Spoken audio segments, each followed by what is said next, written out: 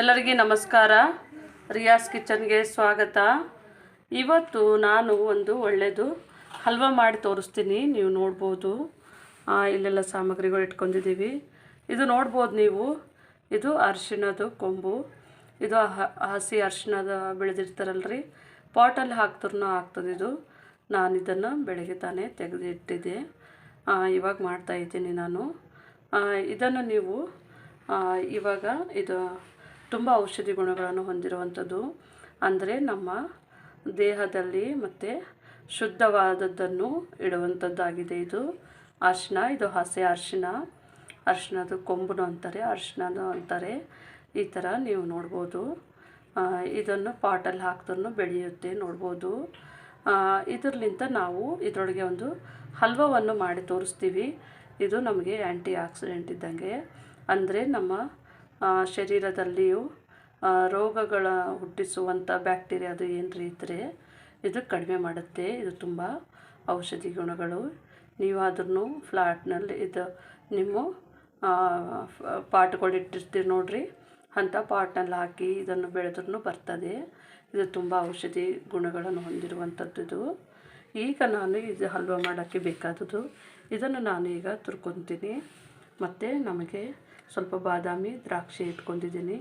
ಇದು ಒಂದು 3 ಸ್ಪೂನಷ್ಟು ಹಿಟ್ಟನ್ನು ಇಟ್ಕೊಂಡಿದ್ದೀನಿ. ಇದು ಗೋಧಿ ಹಿಟ್ಟು. ಮತ್ತು ಇಲ್ಲಿ ತುಪ್ಪ, ನನಗೆ ಹಲ್ವ ಮಾಡೋಕ್ಕೆ ಸ್ವಲ್ಪ ಬೆಲ್ಲ ರುಚಿಗೆ ತಕ್ಕಷ್ಟು, ಮತ್ತು ಇಲ್ಲಿ ಏಲಕ್ಕಿ. ಮತ್ತು ನಾವು ಇದನ್ನು ಅರಿಶಿಣವನ್ನು ಇದನ್ನು ಚೆನ್ನಾಗಿ ಇದನ್ನು ಮೇಲುಗಡೆ ಸಿಪ್ಪೆ ತೆಗೆದುಬಿಟ್ಟು ಈ ಥರ ಸಿಪ್ಪೆ ತೆಗಿತೀವಿ. ತೆಗೆದ್ರೆ ನೋಡಿರಿ ಎಷ್ಟು ಇದು ಫ್ರೆಶ್ ಆಗಿದ್ದು ಅರಿಶಿಣದಿದೆ, ನೋಡ್ಬೋದು ನೀವು. ಈ ಥರನೇ ನಾವು ಸ್ಪೂನ್ ಸಹಾಯದಿಂದ ನಾವು ಸಿಪ್ಪೆಯನ್ನು ಹೆರಿತೀವಿ ನೋಡ್ರಿ, ಅದರಲ್ಲಿಂದ ಇದನ್ನು ಈ ಥರ ತೆಗೆದುಬಿಟ್ಟು ತುರಿತೀನಿ ಇವಾಗ. ಈಗ ನೋಡ್ಬೋದು ನೀವು, ನಾನು ಇದನ್ನು ಸಿಪ್ಪೆ ತೆಗೆದು ಈ ಥರ ನಾನು ಮಾಡ್ಕೊಂಡಿದ್ದೀನಿ. ಇವಾಗ ನಾನು ತುರ್ಕೊಂಡಿದ್ದೀನಿ. ಈಗ ನೋಡ್ಬೋದು ನೀವು, ನಾನು ಬಾಣಲೆಯನ್ನು ಬಿಸಿ ಮಾಡ್ಕೊಳ್ಳೋಕೆ ಇಟ್ಕೊಂಡಿದ್ದೀನಿ. ಈಗ ಒಂದು ಸ್ವಲ್ಪ ನಾನು ಫ್ಲೇಮು ಜಾಸ್ತಿ ಮಾಡಿದ್ದೀನಿ, ಗ್ಯಾಸ್ ಸ್ಟವ್ ಹಚ್ಕೊಂಡು. ಈಗ ಒಂಚೂರು ಬಿಸಿ ಆಗ್ತಾಯಿದ್ದಂಗೆ ಸ್ವಲ್ಪ ಫ್ಲೇಮು ಸ್ವಲ್ಪ ಸ್ಲೋ ಮಾಡಿ ನಾವು ಇಟ್ಕೊಂಡಿದ್ದೇವೆ ನೋಡ್ರಿ ಹಿಟ್ಟು, ಅದನ್ನು ಇದಕ್ಕೆ ಹಾಕ್ಕೊಂಡು ಬಿಸಿ ಮಾಡ್ಕೋಬೇಕಾಗತ್ತೆ.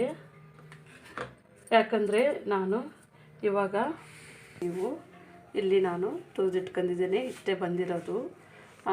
ನೀವು ನನಗೆ ಇಷ್ಟೇ ಸಿಕ್ಕಿರೋದು ಅರಿಶಿಣ, ನಾನು ಇಷ್ಟೇ ಇಟ್ಕೊಂಡಿರೋದು. ನಿಮಗೆ ಒಂಚೂರು ಜಾಸ್ತಿ ಸಿಕ್ಕರೆ ಜಾಸ್ತಿನೂ ಹಾಕ್ಕೋಬೋದು.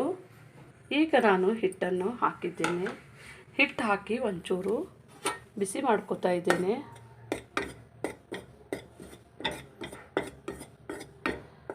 ಚೂರು ಬಿಸಿ ಆದಮೇಲೆ ಇದಕ್ಕೆ ನಾವು ತುಪ್ಪ ಹಾಕ್ಕೋಬೇಕಾಗುತ್ತೆ.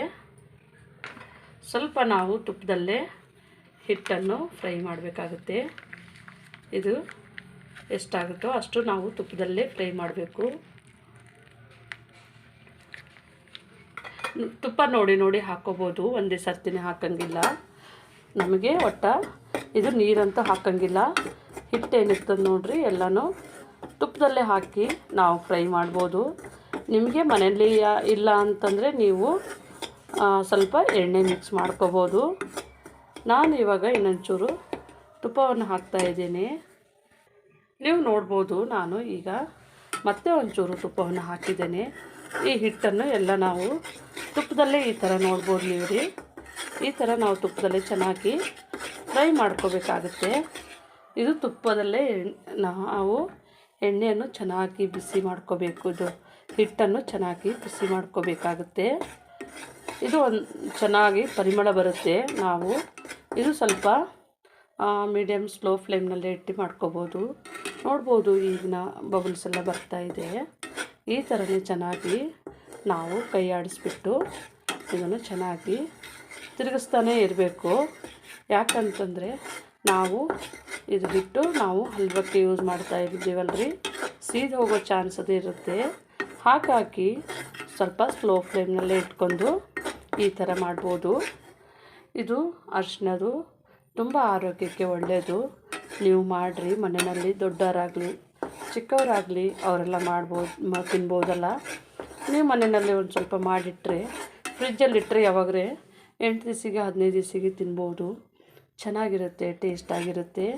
ನಾನಿಲ್ಲಿ ಬೆಲ್ಲನ ಯೂಸ್ ಮಾಡಿದ್ದೇನೆ, ಬೆಲ್ಲ ಒಳ್ಳೆಯದು ಅಂಥೇಳಿ. ನೀವು ಬೇಕಿದ್ರೆ ಸಕ್ಕರೆ ಹಾಕ್ಕೋಬೋದು. ಇದು ನಾನು ಹಲ್ವಾ ಟೈಪ್ ಮಾಡ್ತಾಯಿದ್ದೇನೆ. ಹಲ್ವಾ ಮಾಡ್ತಾರೆ ನೋಡಿರಿ, ಆ ಥರ ಮಾಡ್ತಾಯಿದ್ದೇನೆ. ನೀವು ಬೇಕಿದ್ದರೆ ಇದಕ್ಕೆ ಚಿರೋಟಿ ರವೆ ಅದು ಹಾಕ್ಕೊಂಡು ಮಾಡ್ಬೋದು. ನಾನು ಇದು ಹಿಟ್ಟಲ್ಲೇ ಮಾಡ್ತಾಯಿದ್ದೀನಿ. ನೀವು ಬೇಕಿದ್ದರೂ ಕಾರ್ನ್ಫ್ಲವರ್ನಲ್ಲೂ ಮಾಡ್ಬೋದು. ನಿಮಗೆ ಯಾವಾಗ ಹಿಟ್ಟು ಸರಿ ಆಗುತ್ತೆ ಅದರಲ್ಲಿ ಮಾಡ್ಬೋದು. ಈಗ ನೋಡ್ಬೋದು ನಮ್ಮದು ಹಿಟ್ಟೆಲ್ಲ ಕಲರ್ ಚೇಂಜ್ ಆಗಿದೆ, ನೋಡ್ಬೋದು ನೀವು. ಈಗ ಕಲರ್ ಚೇಂಜ್ ಆದಾಗೆ ನಾವು ಇದಕ್ಕೆ ಇವಾಗ ನಾವು ಈಗಿದು ಅರಿಶಿನ ಇಟ್ಟಿರ್ತೀವಿ ನೋಡಿರಿ, ಅರಿಶಿನ ಹಾಕೋಣ. ಅರಿಶಿನ ಹಾಕಿಬಿಟ್ಟು ಚೆನ್ನಾಗಿ ಮಿಕ್ಸ್ ಮಾಡೋಣ. ಇದು ಚೆನ್ನಾಗಿ ತುಪ್ಪ ಮತ್ತು ಹಿಟ್ಟಲ್ಲಿ ಚೆನ್ನಾಗಿ ಕಲಿಬೇಕು. ನೋಡ್ಬೋದು ನೀವು, ನಮ್ಮದು ಹಿಟ್ಟೆಲ್ಲ ಚೆನ್ನಾಗಿ ಒಂದು 5 ರಿಂದ 6 ನಿಮಿಷಗಳ ಕಾಲ ಚೆನ್ನಾಗಿ ಬಾಡಿಸ್ಕೋಬೇಕು.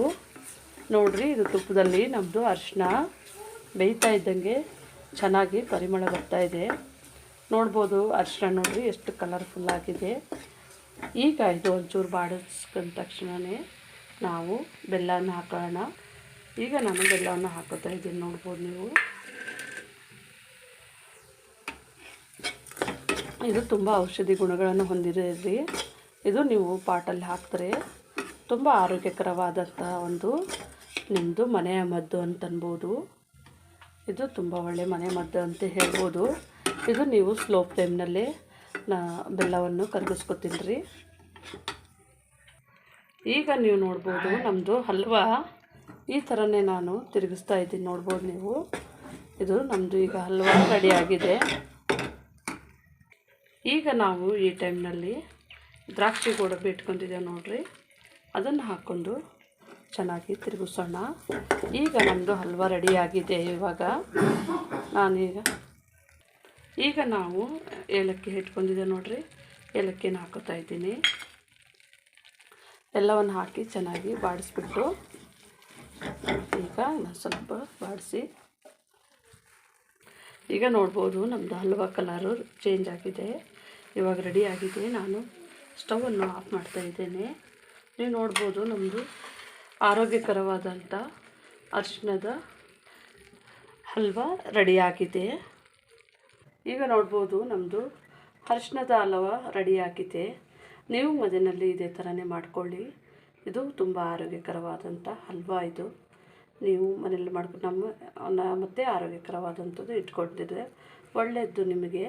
ಅಂದರೆ ಶರೀರದಲ್ಲಿ ಕೆಟ್ಟ ಬ್ಯಾಕ್ಟೀರಿಯಾಗಳನ್ನು ಇದು ನಾಶ ಮಾಡುತ್ತೆ ಮತ್ತು ಆರೋಗ್ಯವನ್ನು ಚೆನ್ನಾಗಿಡುತ್ತೆ. ಅದಕ್ಕಾಗಿ ನಾನು ಇದನ್ನು ನಿಮಗೆ ಮಾಡಿ ತೋರಿಸಿದ್ದೇನೆ.